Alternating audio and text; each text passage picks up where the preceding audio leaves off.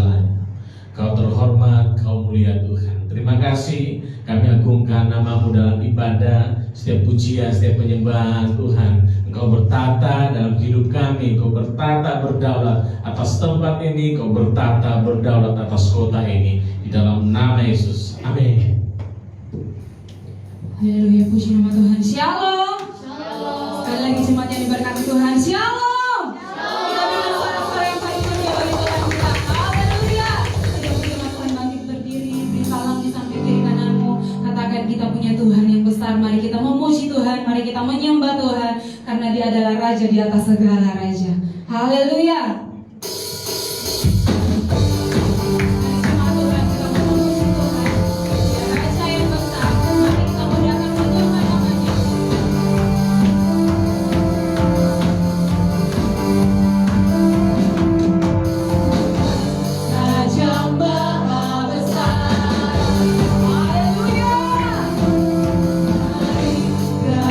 Menyembah Dia.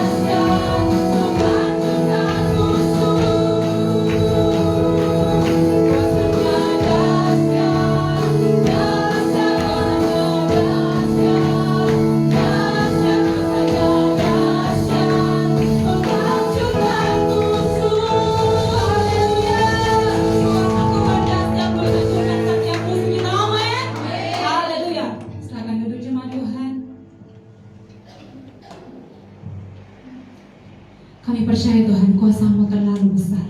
Kuasa-Mu terlalu dahsyat bagi kehidupan kami. Dan kami tahu ada kemenangan di tempat ini. Dan kami percaya Tuhan, saat kuasa kerajaan Allah itu turun ke atas kami, ada kemenangan, ada pemulihan terjadi bagi setiap kami. Ada kelepasan, ada pembebasan Tuhan, kami boleh terima bagi setiap pribadi kami. Kami mengucap syukur Tuhan untuk kebaikan-Mu. Terima kasih Bapa. Mari sama-sama kita masuk lebih dalam lagi. Setiap pujian penyembahan kita.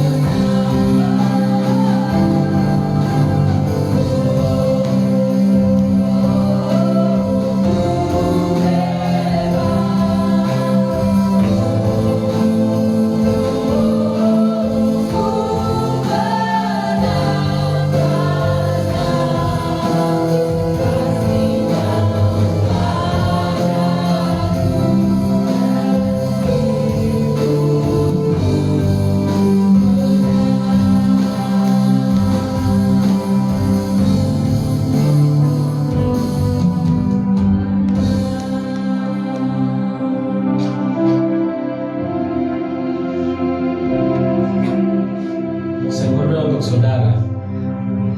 Biar rohmu terbuka dengan luas, jiwamu terbuka dengan bebas. Kau menerima pewahyuan dari Tuhan, kau menerima kemenangan di dalam setiap area-area yang masih ditawan. Hari ini ada pemulihan, pembebasan, kelepasan buat jiwamu terjadi dalam nama Yesus melalui firman yang akan dilepaskan atas hidupmu hari ini. Terima pewahyuan, terima pengetahuan, terima hikmat dari Roh Kudus dalam nama Yesus. Amin. Silakan duduk.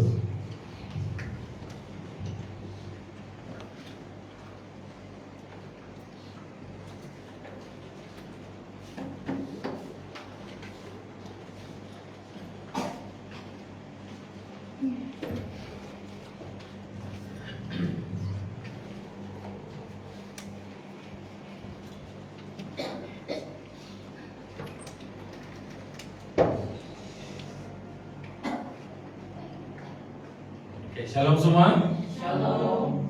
Bagaimana kabar? Baik, puji Tuhan. Luar biasa. Ada yel-yelnya. Yes. Ini Pak, bagaimana keadaanmu?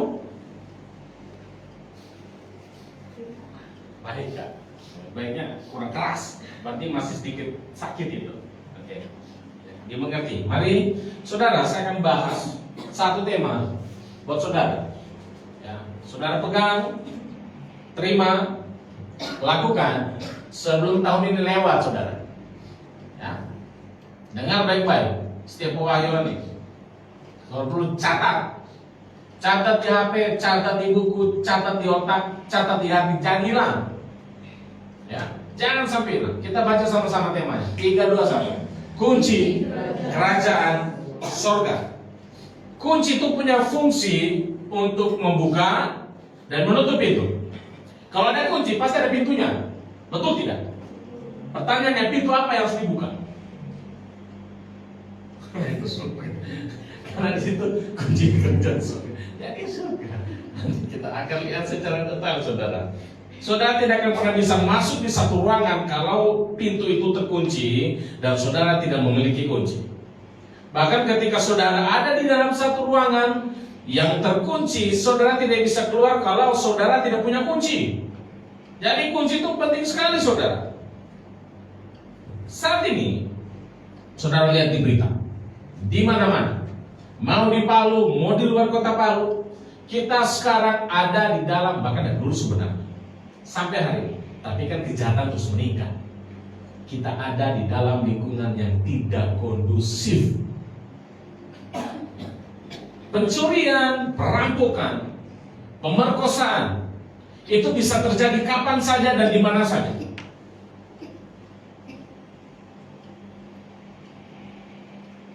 Bisa nggak saudara tidur malam dalam keadaan rumahmu tidak terkunci?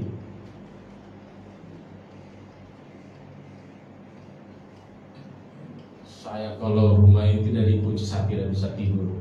Sekali kalau saya tidur nyenyak, saya akan tambah, loh tak kunci pintu, saya cek. Ternyata saya ternyata sudah kunci. Tapi dalam pikiranku belum tak kunci. Jadi saya akan tak bangun secara kaget dan saya akan periksa. Oh, dikunci, lihat pintu gereja, oh sudah terkunci. Baru saya bisa tidur tenang, saudara.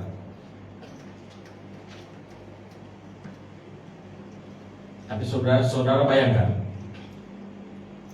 saudara sedang tidur malam, pintu rumahmu tidak dikunci, terbuka lebar. Kau salah, terbuka lebar. Pintunya tertutup tapi tidak terkunci. Dan jendela belakang atau jendela samping rumahmu tidak terkunci. Saudara tidur setiap malam dan tanpa saudara sadar, ternyata di dalam rumahmu ketika kau tidur ada sebuah aktivitas yang kau tidak tahu. Ada seorang perampok yang masuk dengan bebas. Ketika kau tidur, dia lihat dan dia perhatikan. Dia buka pintu kamarmu, dia tidak apa-apakan kau. Tapi ketika kau tidur, dia perhatikan terus. Dia makan di rumahmu, pagi atau subuh dia keluar dari rumah, dan besok dia datang lagi. Dia tidur di sofa ruang tamumu, dan kejadian itu terjadi bertahun-tahun dan saudara tidak pernah tahu apa yang terjadi ketika malam hari. Saudara bisa bayangkan ketika jiwamu terbuka untuk iblis, dan saudara tidak pernah tahu ada aktivitas setiap malam yang terjadi. Iblis selalu mengintip dan memperhatikan setiap gerak-gerikmu, setiap keberhasilan dan kegagalan, setiap dosa yang kita buat dia lihat, dan kita menganggap itu normal. Tapi sebenarnya ada aktivitas di alam spiritual yang tidak pernah kita tahu.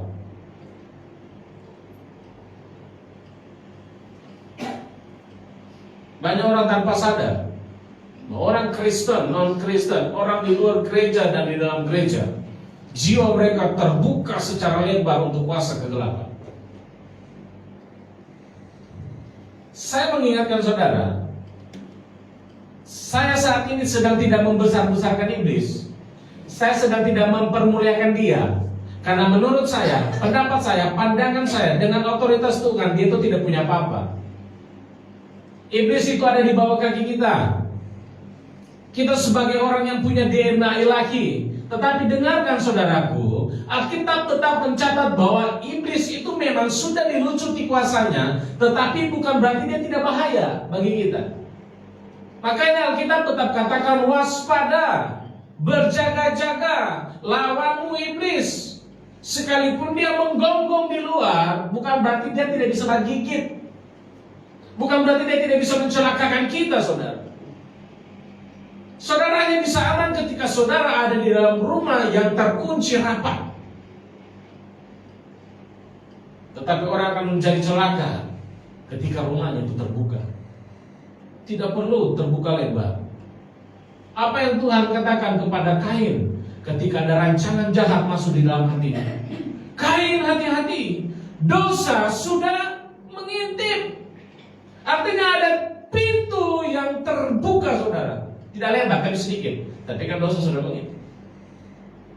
Dan Tuhan berkata, seandainya Kain, sebentar lagi kau akan bunuh adikmu Habil. Wah, tidak mungkin, dia kan adik saya sayang kok sama dia. Mana mungkin saya mau bunuh dia. Tapi nyatanya dia bunuh kan. Tuhan ngomong sama Petrus, Petrus, sebelum ayam berkokok kau sudah menyangkal aku 3 kali. Tidak akan saya sangkal kau. Saya cinta kau Tuhan, saya mengasihimu Tuhan. Apapun terjadi nyawaku saya kasih dengan kau. Apa buktinya? 1. Karena jiwanya terbuka untuk kuasa kegelapan.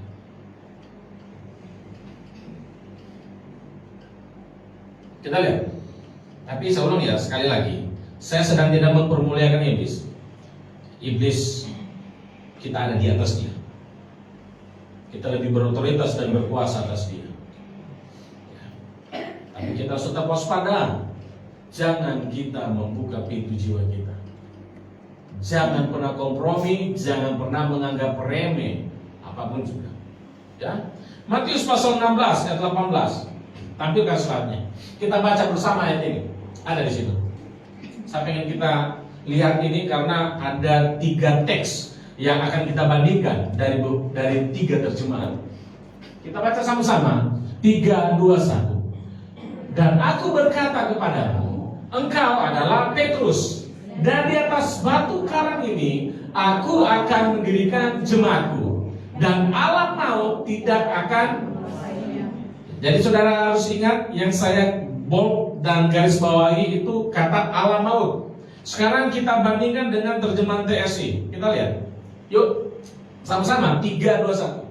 Sekarang aku berkata kepadamu, kamu adalah Petrus, dan di atas batu pondasi ini aku akan mendirikan jemaatku. Segala makhluk yang berkuasa di Seol tidak sanggup mengalahkan kesatuan jemaat. Alam maut. Tapi TSI terjemahkan segala makhluk yang berkuasa di Seol, Hades, dunia orang mati, dunia yang tidak kelihatan. Ya, alam maut sesuatu yang tidak kelihatan, tetapi makhluk itu bergerak di sana dan dia berkuasa di sana. Tetapi dia bisa masuk ke dalam aktivitas kita kalau pintu itu terbuka. Sekarang kita lihat terjemahan kedua. Saya berharap saudara bisa baca ini. Matius 16 ayat 18 New King James Version.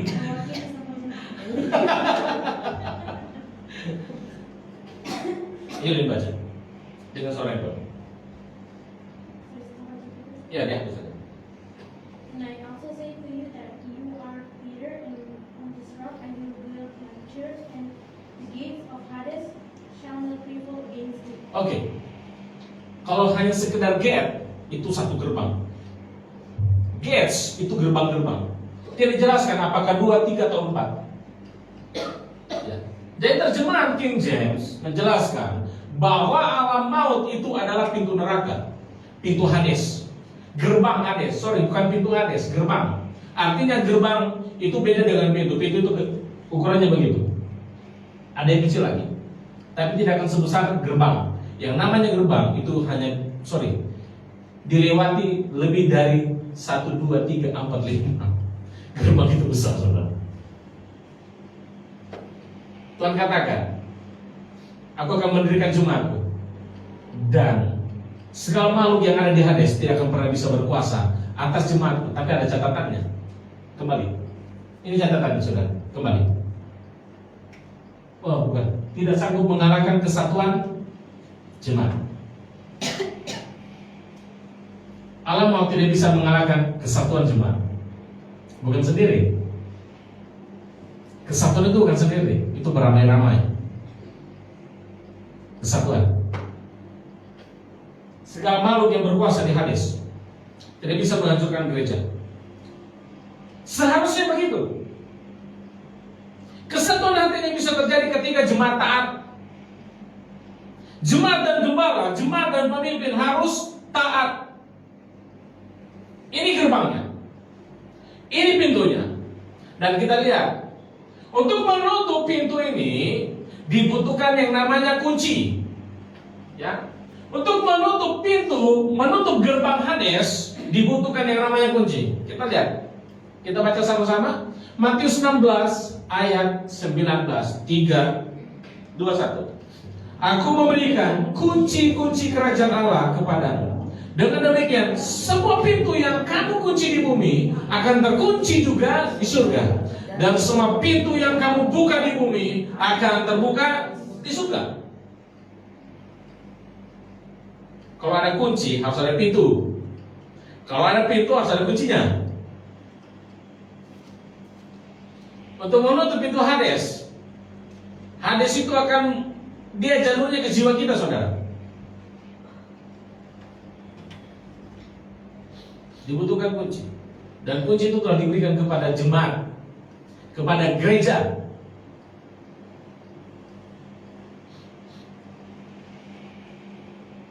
Dan dikatakan situ kunci-kunci. Terjemahan King James-nya juga itu kunci-kunci, bukan hanya satu kunci. Saya cukup lama dengar khotbah, saya coba pelajari apa maksud kunci.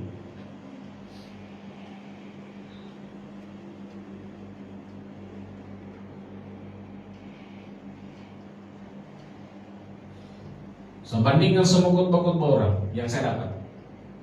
Kemudian saya bandingkan, saya tanya Tuhan, terus menerus, berkali-kali. Bukan cuma tahun ini, dari tahun-tahun sebelumnya. Saya bingung, apa maksudnya kunci kerajaan Allah?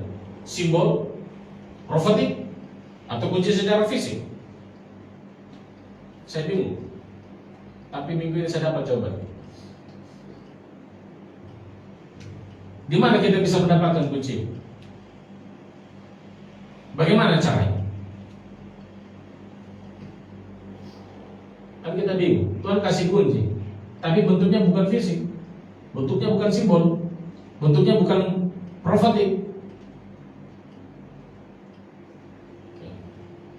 Begini caranya. Untuk bisa mendapatkan kunci kerajaan Allah, saudara hidup, saya dan saudara hidup bergaul dengan Tuhan.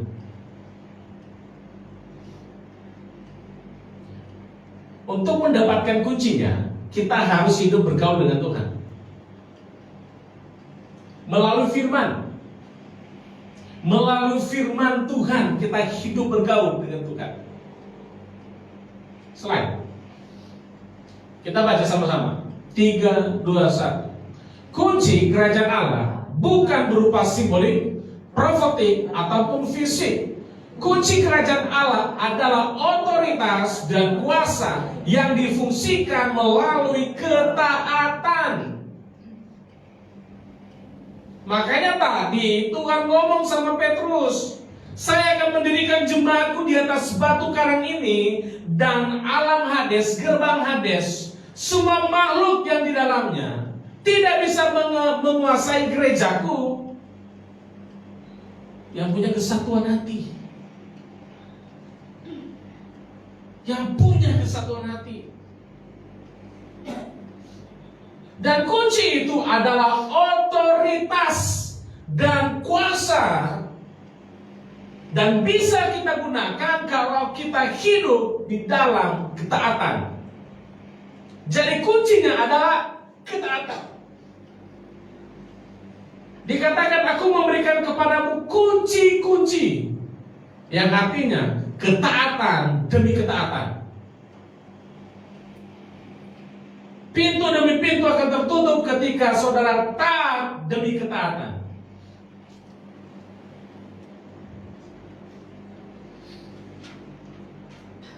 Matius 24 ayat 24, slide. Kita baca bersama. Matius 24 ayat 24, 3, 2, 1.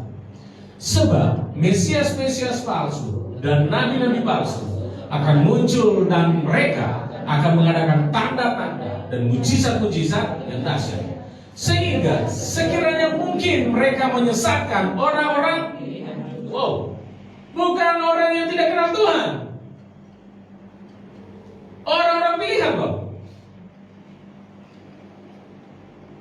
Entah itu leader, gembala, ataupun jemaat, tetapi jemaat yang punya kualitas orang yang bagus, disesatkan.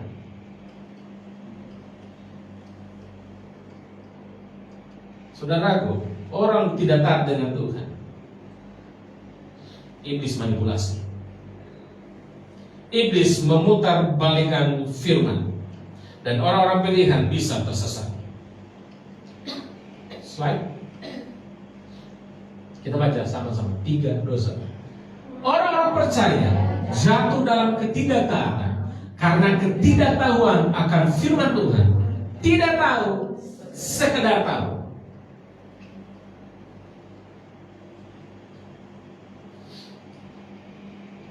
Saya sampaikan kepada saudara ya, siapapun saudara yang di rumah dan ada di sini, sekalipun saudara punya banyak perjalanan rohani, punya pengalaman yang spektakuler, bukan berarti saudara sudah tahu semua. Sekalipun itu orang sudah naik turun surga tiap malam, tiap malam ke surga terus. Naik tangganya Yakub ya, bukan berarti orang itu sudah tahu segala. Itulah sebabnya kenapa saudara harus datang pemerintah. Itulah sebabnya kenapa saudara harus datang berdoa di gereja. Kenapa saudara harus belajar Alkitab di rumah, membaca, merenungkan, melakukan firman. Itu mungkin terlihat membosankan dari tahun ke tahun dan tidak ada progres. Tapi dengar, di alam supernatural sedang terjadi kegerakan atas rohani. Setiap kali saudara taat. Kita lihat satu kisah, Kejadian pasal 3, 13. Kita baca ini. Ini tentang Hawa, Adam dan Hawa. Kita baca sama-sama. 3, 2, 1. Lalu Tuhan Allah bertanya kepada perempuan itu, mengapa kamu melakukan itu? Jawab perempuan itu, ular sudah menipu aku, sehingga aku memakan buah itu. Wow, Hawa tertipu. Lihat, Hawa tertipu. Apa penyebabnya Hawa tertipu? Hawa itu tinggal di lingkungan yang sangat sempurna, saudara. Perfect. Dia ada di taman Tuhan. Kok bisa tertipu? Istilahnya kita tiap hari 24 jam berdoa di penuh hadirat Tuhan, tiba-tiba tertipu. Kok bisa? Dia rajin berdoa loh. Tinggal di MDK dia udun. Tinggal di MDK dia. Sudah berbaring di kasurnya di sana, tapi tiba-tiba jatuh. Kok bisa? Jangankan MDK, Hawa yang ada di Taman Eden pun jatuh dan bisa ditipu oleh iblis. Hawa itu dia tidak pernah mendapatkan perlakuan yang kejam atas orang yang berotoritas. Kalau kita nanya, kenapa jatuh? Oh, gembalaku tidak bagus. Oh, pendeta saya tidak bagus. Oke, ada alasannya. Ya kan? Oh, teman gerejaku tidak bagus. Oh, saya ditipu. Oh, saya disakiti. Bla bla bla. Oke, ada alasan. Sekarang Hawa tinggal di tempat yang sempurna.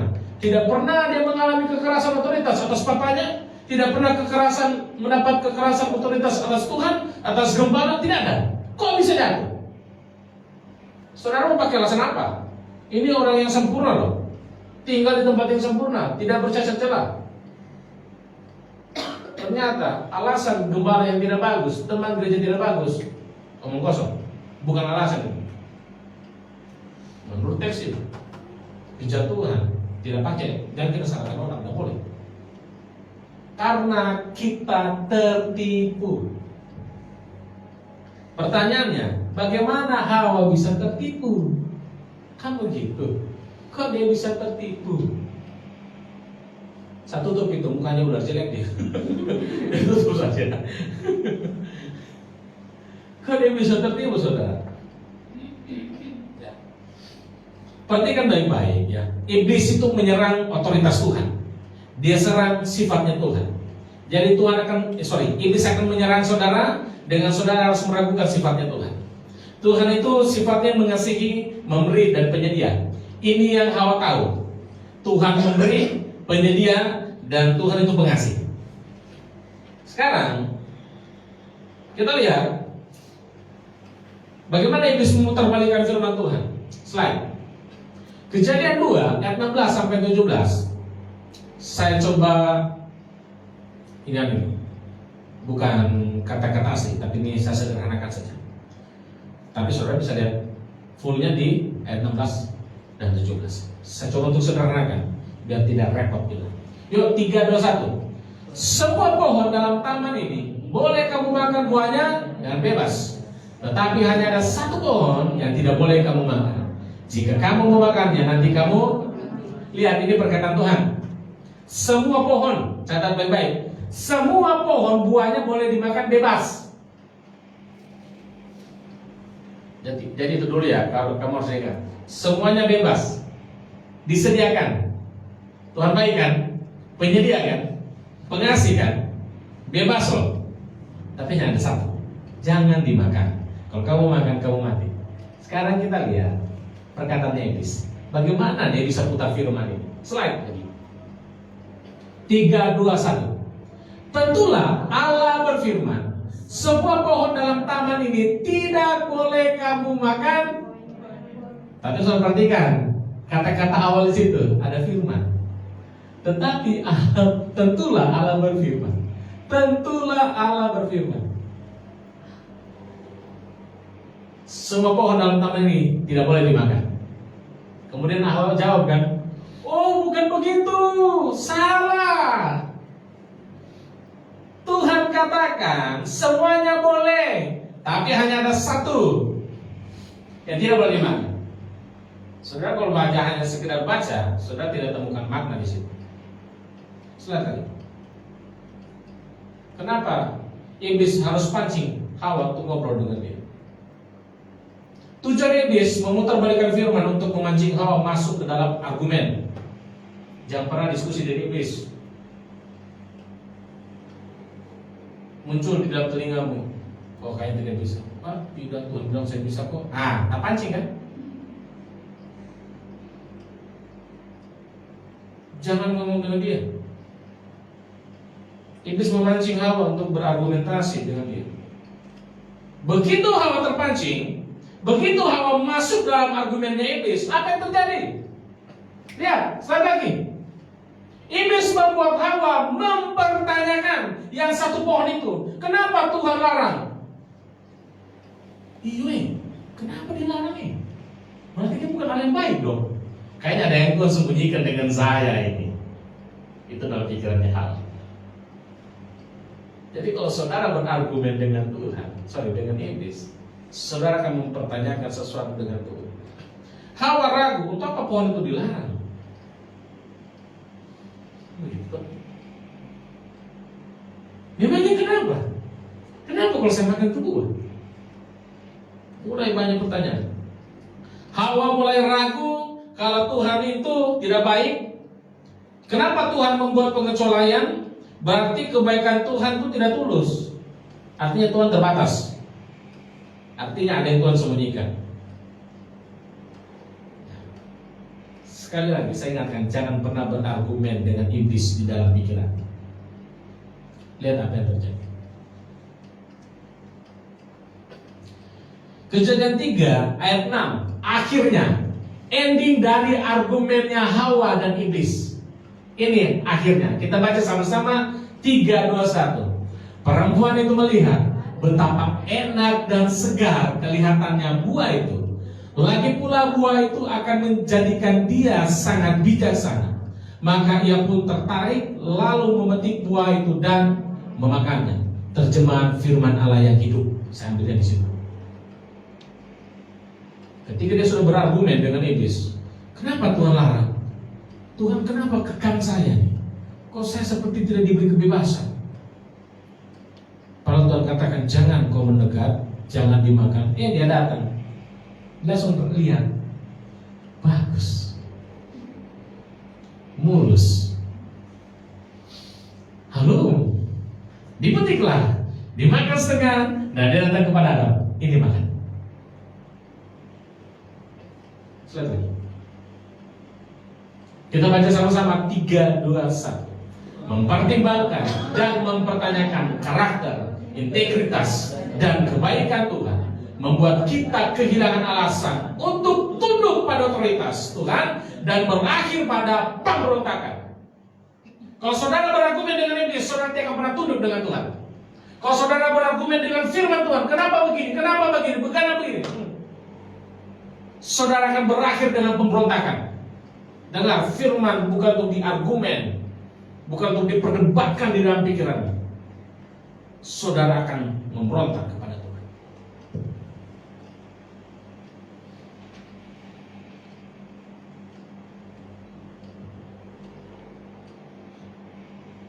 Saudara pikir saya tidak pernah berargumen juga di dalam pikiran? Pernah. Kapan? Sebelum bertobat. Pas jadi gembala. Baca Alkitab. Kenapa begini? Dia maksudnya akal. Apa yang saya lakukan? Saya tutup Alkitab. Sudah Tuhan, terima kasih. Nanti kau kasih saya puas juga. Jangan usah baca. Saya langsung tutup. Kan saya tahu ini sedang menyusup di dalam otak. Saya tidak mau mempertimbangkan dan mempertanyakan kenapa begini, kenapa begini. Saya tutup dan saya sudah berdoa saja. Selesai baca Alkitab. Satu masa di mana saya mengalami krisis, saya bertanya, jangan berhenti ada. Wih, kenapa pikir begitu? Berhenti berpikir. Dan saya menyembah Tuhan saja.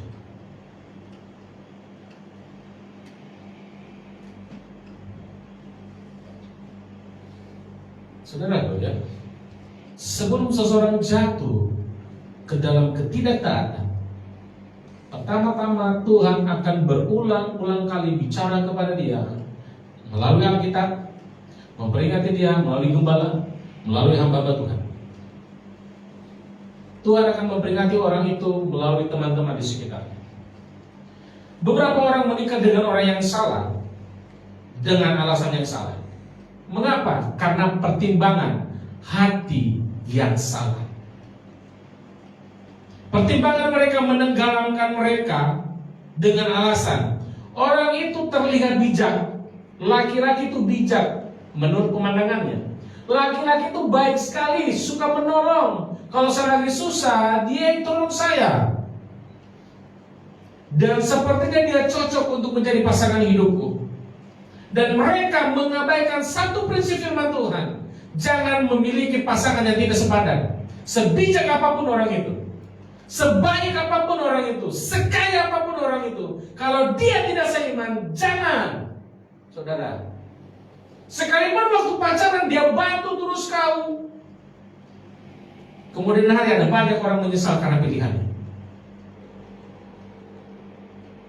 Itu dia. Banyak orang menyesal karena pilihan. Sudah bukan nasi jadi bubur, nasi jadi pecek. Tidak bisa dimakan. Kalau bubur masih bisa jadi bubur ayam.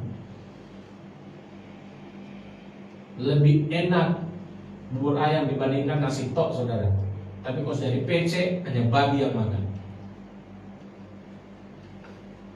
Banyak orang tidak taat kepada kehendak Tuhan karena tergoda akan hal-hal yang menyenangkan. Mereka melihat orang-orang yang hidupnya tidak taat dengan Tuhan, tapi hidupnya bisa makmur, hidupnya bisa senang, hidupnya bisa bahagia.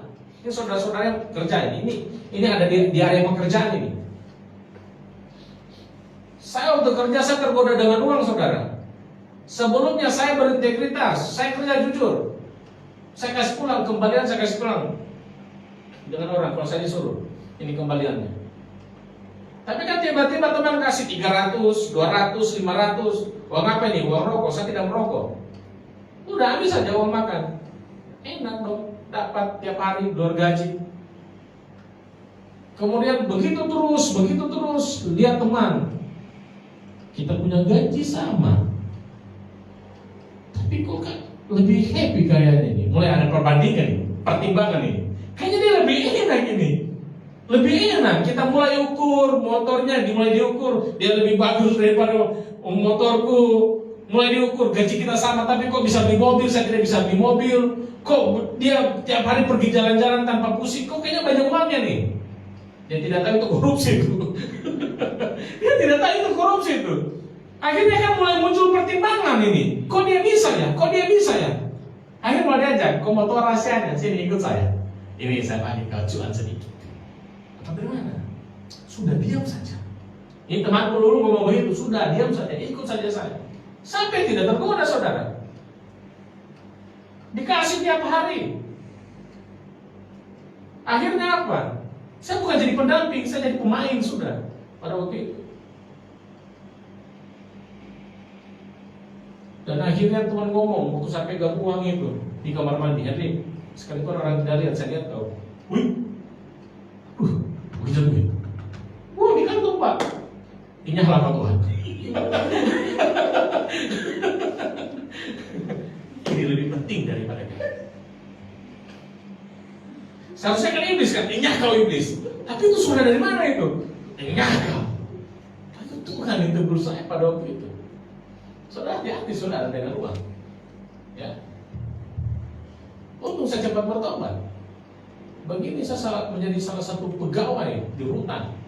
Tahanan maksudnya. Bukan pegawai.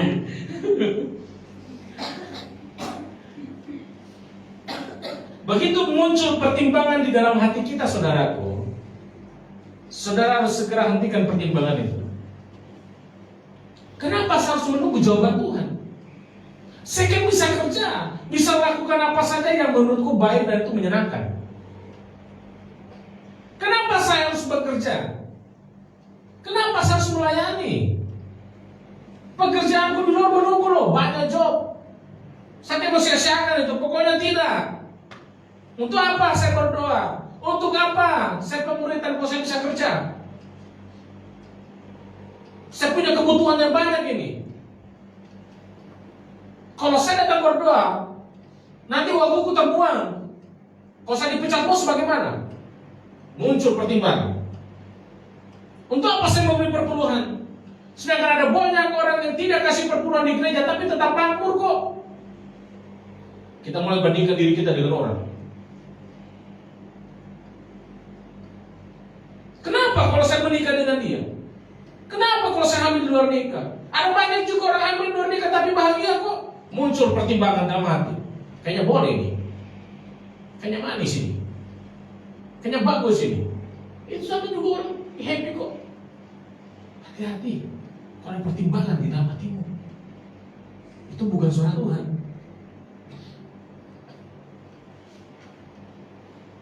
Dan pertanyaan-pertanyaan itu juga muncul di dalam hatinya Hawa. Kenapa Tuhan harus larang saya makan buah itu? Buah itu terlihat membuat saya bisa jadi bijaksana. Ya, tadi ayat katakan, buah ini akan membuat saya bijaksana. Kayaknya kalau saya lakukan ini saya bisa menjadi tenar ini. Ini kita ini manusia, kalau dipateni sedikit kita angkat ini. Dan semua kan mau cari popularitas kan. Dan setiap kita bisa jatuh dalam popularitas.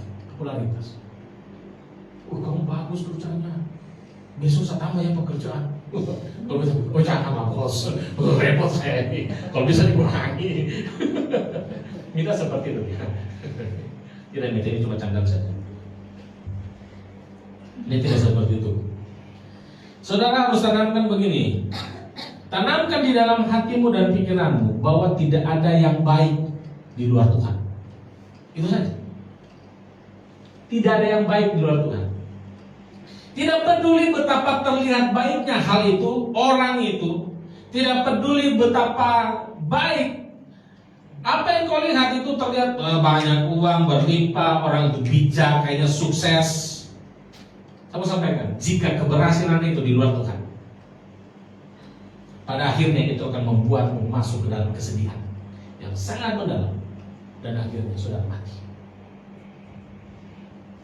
Jangan pernah tertipu dengan penampilan. Ya, mata kita ini. Alkitab katakan ada 3 dosa yang bisa buat kita jatuh. Keinginan daging, keinginan mata, keangkuhan hidup. Hati-hati dengan mata. Jangan tertipu lihat orang itu laki-laki itu kumisnya tebal, belum tentu dompetnya tebal.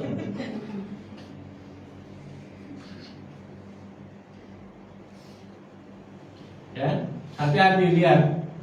Sekalipun laki-laki itu licin kepalanya, belum tentu hatinya licin, saudara. Belum tentu hatinya baik. Jangan tertipu dengan penampilan. Jangan sampai saudara terpedaya. Karena semua orang di awal pertemuan awal semua bisa terlihat baik. Ya. Semua orang siapapun termasuk saya waktu saya pacaran, bijaksana sekali saya. Saudara belum pernah dapatkan orang pacaran bahas firman Tuhan kan saya itu. Saya khotbahin kayu. Saya bahas baptisan. Iya.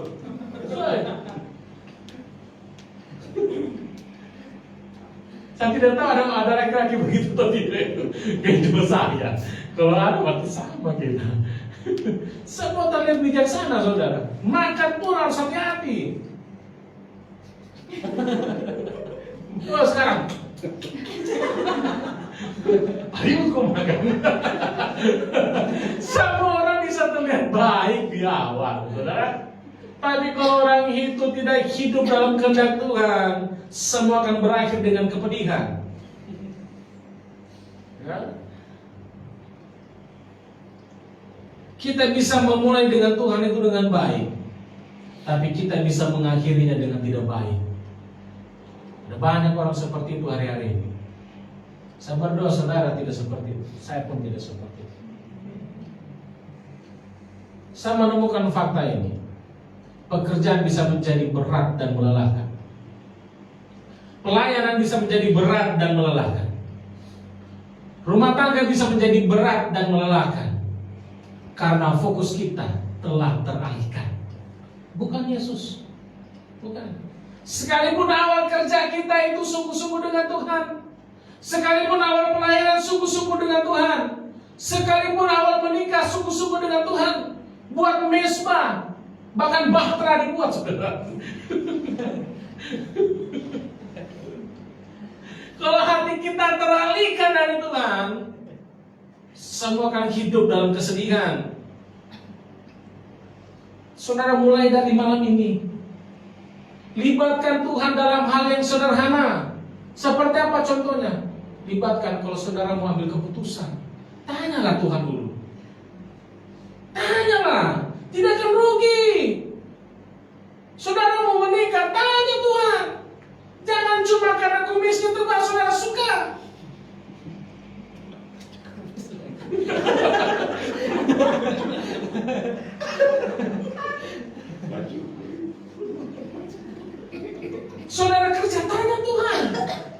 bagaimana ini? Saya mengalami kesulitan.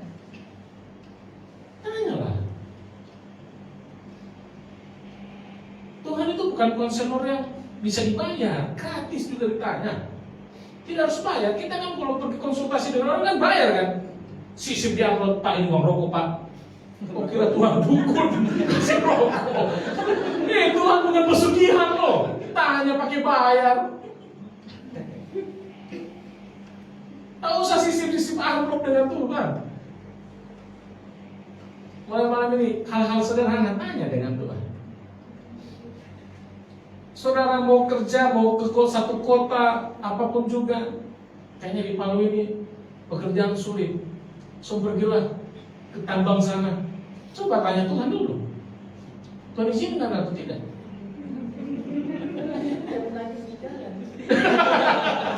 Oh iya ya, contohnya di sana.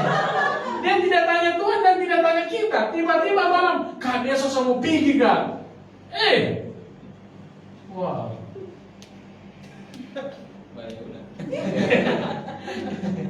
Untuk tidak kena demam berdarah tropika di sana. Waktu mengambil keputusan tanya Tuhan. Saudara mau membangun hubungan tanya Tuhan. Saudara mau pergi ke satu tempat tanya Tuhan. Saudara mau mandi kok tanya Tuhan. Mandi kok 3 kali sehari. Tahu usah tanya Tuhan itu. Mamamu marah saja kok dia mandi itu. Jangan itu Tuhan, mama marah. Mandi. Kalau di kamar terus dia mandi.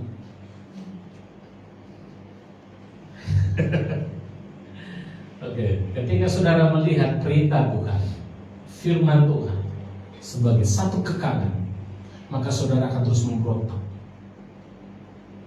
Tapi kalau saudara melihat seperti Daud melihat firman, firman itu seperti madu, menyegarkan jiwaku, dan peraturan-peraturanmu sempurna bagi hidupku. Daud selalu taat dengan Tuhan. Bahkan ketika Daud mengambil keputusan yang salah, dia cepat berbalik. Karena dia tahu firman Tuhan bukan satu kekanan, tetapi sebuah hal yang sangat menyenangkan bagi hidupnya. Kesimpulan, saya selesai sampai di sini. Kita baca sama-sama.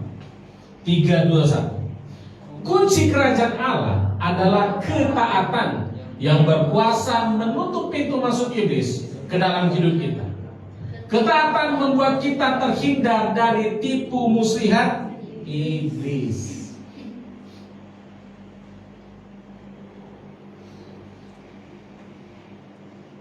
Ada pertanyaan? Memangnya kita pemurid.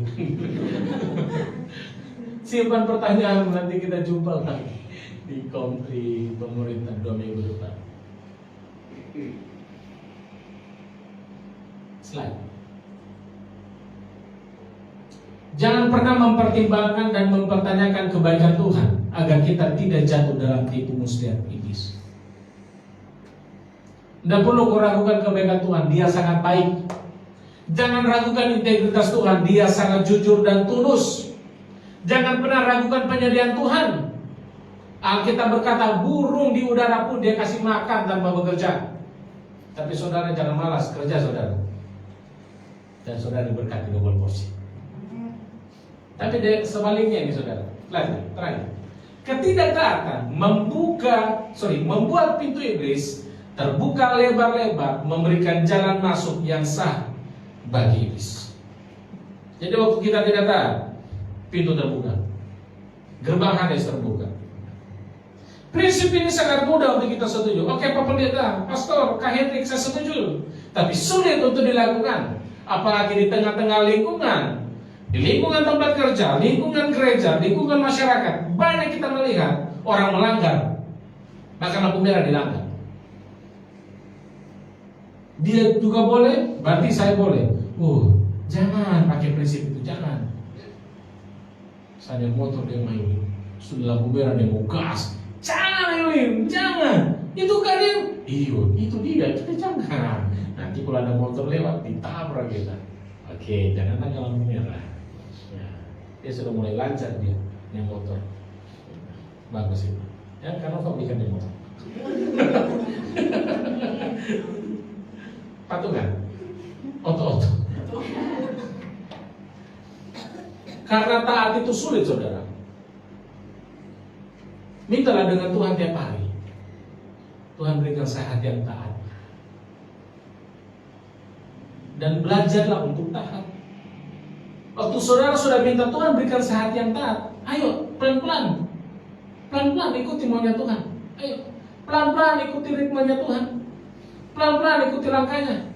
Ya. Tuhan itu bukan seperti saya kasih tinggal kamu kalau motor. Dia tidak. Saudara tak tinggal sedikit dia tunggu. Ayo, bangkit lagi, jalan lagi. Minta hati yang taat. Tuhan kasih. Waktu Tuhan sudah kasih, belajar untuk berjalan dalam ketaatan. Amin. Wah, luar biasa. Bangkit berdiri.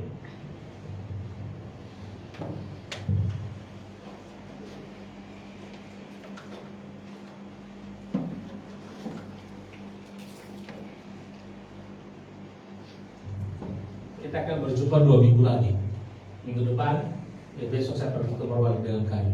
Seminggu di sana. Nanti 2 minggu depan kita akan lanjut di khotbah ya. Masih ada sambungan untuk saya.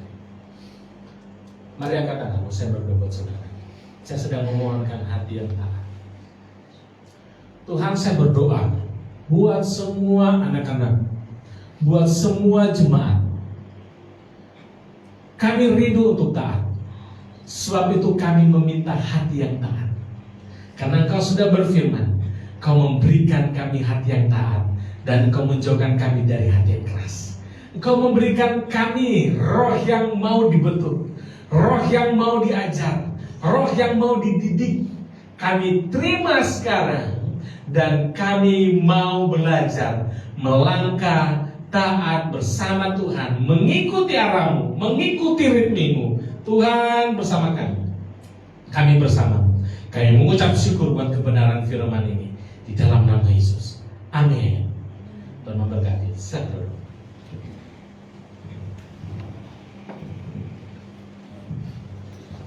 Ayo kita akan memberi persembahan.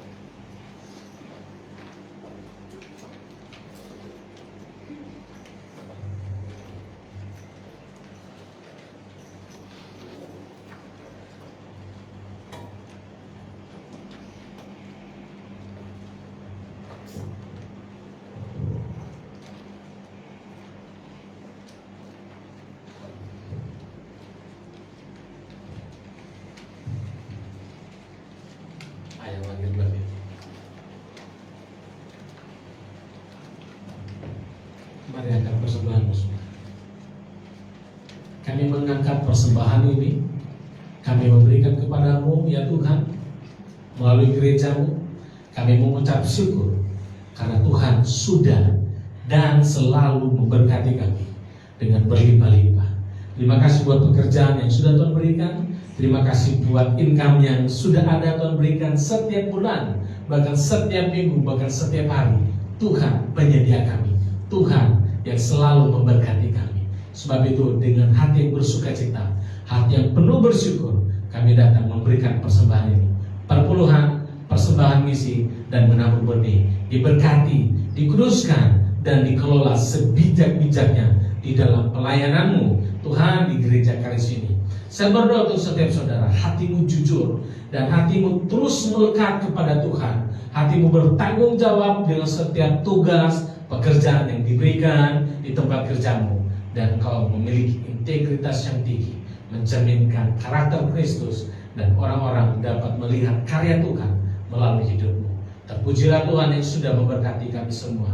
Amin, amin, amin, amin. Silakan.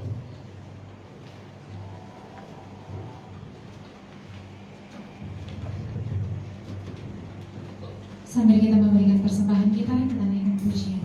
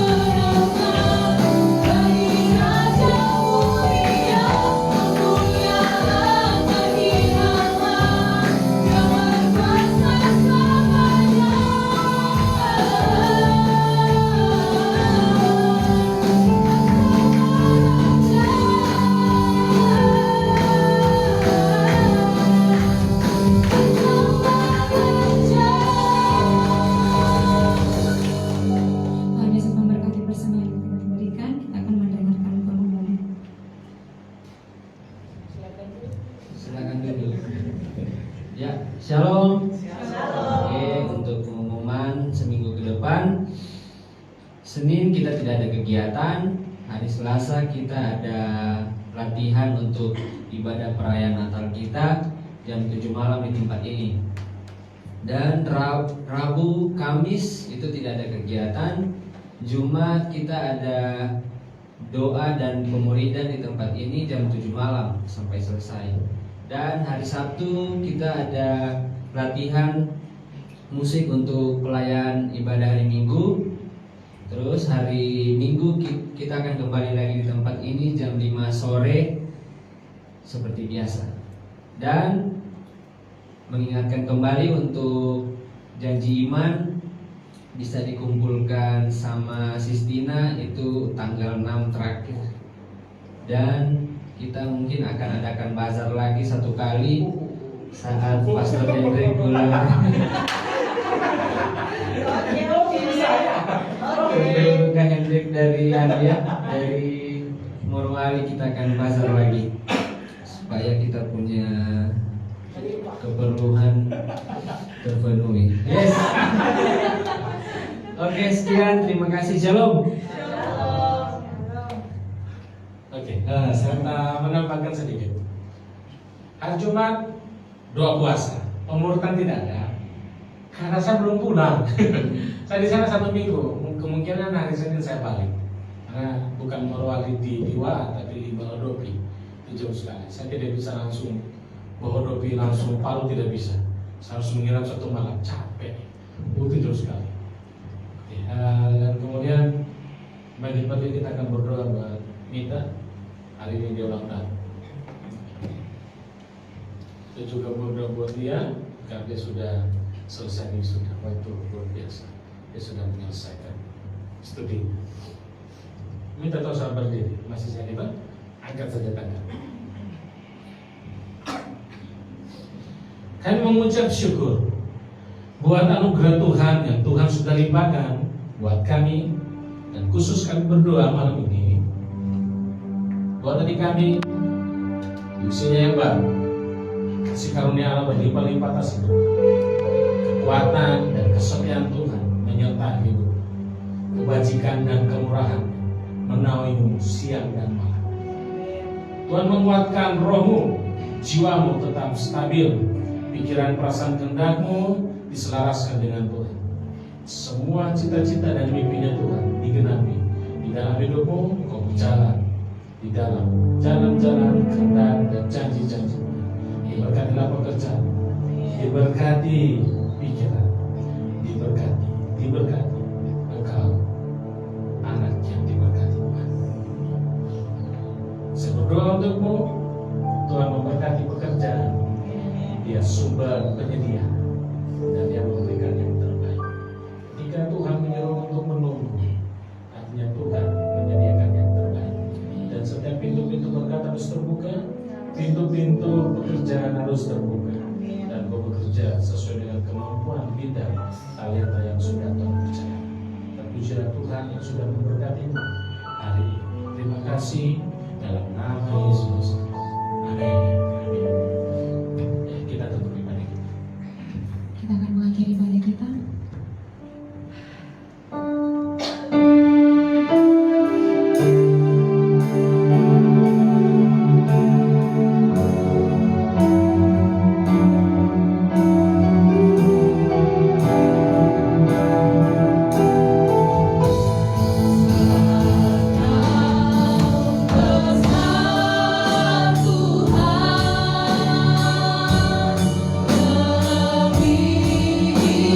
lebih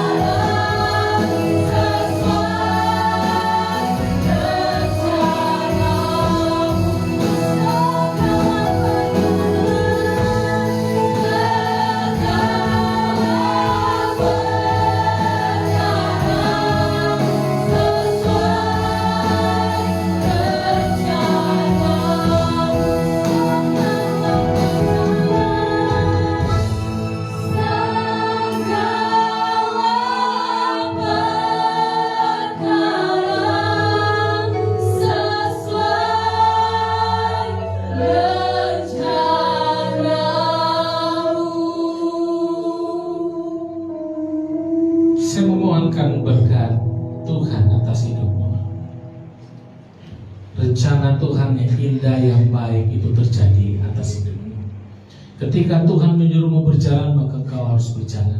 Ketika Tuhan menyuruh untuk berhenti, maka kau harus berhenti. Ketika Tuhan menyuruh untuk melakukan hal-hal yang harus dilakukan, maka engkau harus melakukannya. Apapun yang kau lakukan bersama Tuhan, itu akan mendatangkan kebaikan atas hidupmu. Kebaikan untuk pribadimu, untuk masa depanmu, untuk keluargamu, untuk pasanganmu, untuk rumah tanggamu. Kau diberkati secara berlimpah-limpah. Dia Bapa yang baik, Dia menyediakan, Dia pemberi, dan Dia Allah yang mengasihi. Dia menolongmu senantiasa. Keluar masukmu dijaga, dilindungi Tuhan dari maut, dari bahaya, dari celaka. Setiap kutuk yang dilempar orang atas hidupmu hari ini saya batalkan dalam nama Yesus. Hari ini ditolak dalam nama Yesus. Kutuk diganti menjadi berkat, berkat melimpah di dalam nama Tuhan Yesus. Hatimu dipenuhi berlimpah-limpah syukur. Hatimu penuh dengan sukacita dan kebahagiaan. Jiwamu kuat kokoh untuk melakukan kebenaran firman Tuhan. Fisikmu, tubuh jasmanimu mengalami pemulihan, kesembuhan dalam nama Yesus. Memenuhi gairah, semangat yang kuat. Roh keperkasaan turun atas hidupmu. Tuhan, terima kasih. Bersyukur. Diberkatilah kota ini dengan pemulihan. Diberkati kota ini dengan kebangunan rohani. Diberkati dengan ekonomi yang dipulihkan. Diberkati gereja-gereja dipulihkan. Diberkati dengan masyarakatnya yang punya integritas, takut akan Tuhan. Pertobatan yang besar terjadi atas kota ini di dalam nama Yesus. Orang-orang yang mengalami bencana alam, khususnya di wilayah Sumatera, pemulihan terjadi atas mereka. Pemulihan, kesembuhan terjadi. Orang-orang yang mengalami dampak, bahkan keluarga mereka ada yang meninggal, penghiburan, kekuatan dari Tuhan turun atas mereka. Berdoa untuk pemerintah segera turun tangan. Bahkan ada yang sudah ke lokasi, Tuhan menolong pemerintah kami ini.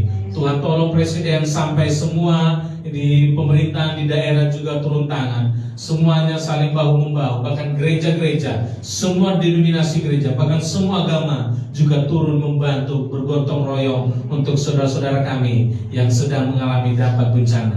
Orang-orang yang mengalami sakit, yang di rumah sakit maupun di rumah, pemulihan terjadi, kebangkitan terjadi, kesembuhan terjadi dalam nama Yesus. Orang-orang yang mengalami kecanduan dipulihkan, dibebaskan dalam nama Yesus. Orang-orang yang depresi, orang-orang yang tertekan, pemulihan, pembebasan terjadi atas dirimu, terjadi di dalam nama Yesus. Terpuji Tuhan yang menyediakan, yang memberi, yang mengasihi. Arahkan hatimu. Kita akan akhiri ibadah kita, dan berkat Tuhan sekali lagi turun atas hidupmu. Tuhan memberkati engkau dan melindungi engkau.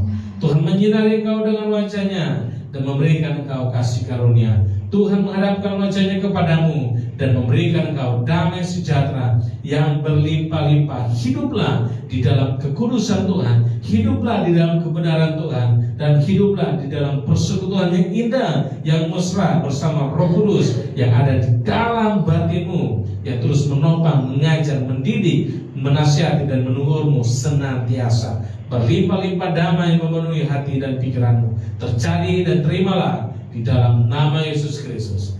Amin. Amin. Amin. Amin. Tuhan memberkati dan selamat hari.